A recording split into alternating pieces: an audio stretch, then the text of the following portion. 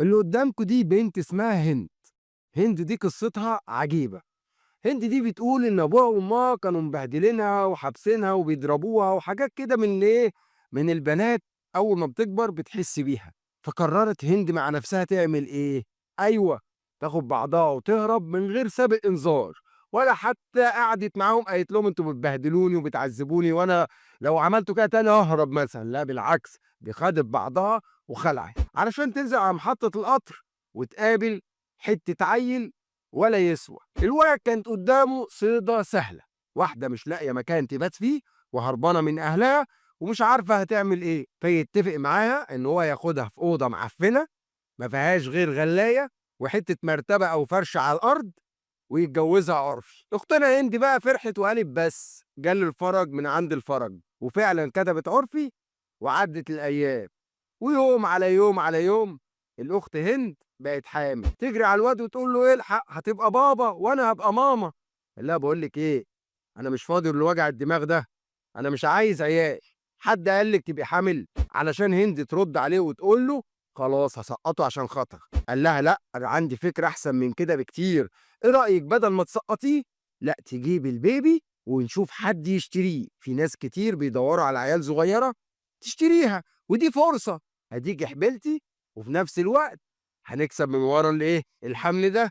وعلشان الموضوع من الأول صِدى سهلة وحاجة رخيصة وهند أرخص منه بكتير، فقررت توافق وفرحت جدًا. إيه رأيك في الفكرة الجميلة دي؟ علشان تصحى من النوم هند في يوم تلاقي الواد واخد الورقتين العُرفي اللي يثبتوا إنها مراته وهربان، وده بالتزامن مع إيه، مع وقت الخلفة. فتقرر هند إنها تعمل أوسخ حاجة ممكن تعملها في حياتها، تخلف البنت اللي في بطنها وتاخدها حية وتحفر حفرة قرب بلدها وتدفن البت فيها وهي حية. يعني بالمعنى أصح عملت زي ما الجاهلية كانوا بيعملوا، وأدت البت وجريت راحت على أهلها علشان تاني يوم تحس بالذنب شوية، فتقول خلاص هروح زمانها ماتت، هاخد الجثة أدفنها في أقرب مكان ممكن. فتروح تحفر في نفس المكان تلاقي البنت نصها طالع والكلاب واكلين بعض من أجزاء جسمها وسايبينها.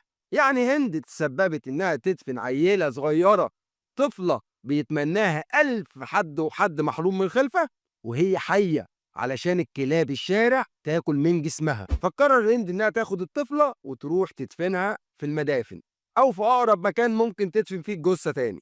فحد من أهل القرية خد باله واتجمعوا عليها ومسكوها وقدموها للقسم علشان هند تعترف في النيابة باللي هي عملته، وقدام القاضي تحاول تقول إن النيابة ضغطت عليها إنها تقول كده. يا سلام! نفهم إيه بقى من القصة اللذيذة ديّة؟ حاجتين، أول حاجة إن يا بنتي يا اللي فاكرة إن بيت أبوكِ وأمِّك سجن، وإنِّك يا عيني ما حدش فاهمِك في الدنيا ديّة، وإن هُم بيقرصوا عليكِ وبيزعقوا لِك بحجة إن هُم خايفين عليكِ، لأ فعلًا أوقات كتير بيبقوا خايفين عليكِ. اوعي تفتكري إن الشارع أهون عليكِ أو يعني أحَن عليكِ من أبوكِ وأمِّك، أبدًا. ويا أهل البيت الأب والأم اللي فاكرين نفسهم أمّا يقسوا على أولادهم قال إيه بيعلموهم، عمر ما القسوة علّمت. اوعى تخلّي أو تحوّل البيت لمُعتقل، سجن لعيالك، رابطهم وحابسهم وبتتكلم معاهم بزعيق دايمًا وبتتخانق معاهم دايمًا. قرّب من عيالك، حبّهم، خلّوهم دايمًا يحكوا لكم.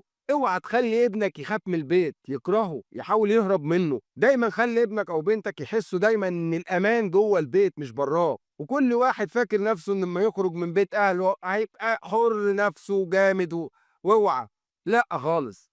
عمر ما الشارع كان حنين على الإنسان، دايمًا هتلاقي في الشارع شياطين الإنس كتير، هيضحكوا عليك ويغيّروا الدنيا، والشارع كتير بيعلّم القسوة، أكتر بكتير من قسوة أبوك وأمك. بصراحة القضية مستفزة، وبصراحة بيبي صغير عيّل بيتمناه أي حد محروم من الخلفة، وغير محروم والله، حرام تبقى نهايته كده. كل ذنبها إيه البنت؟ إنها تتدفن حيّة وكلاب الشارع ياكلوا منها.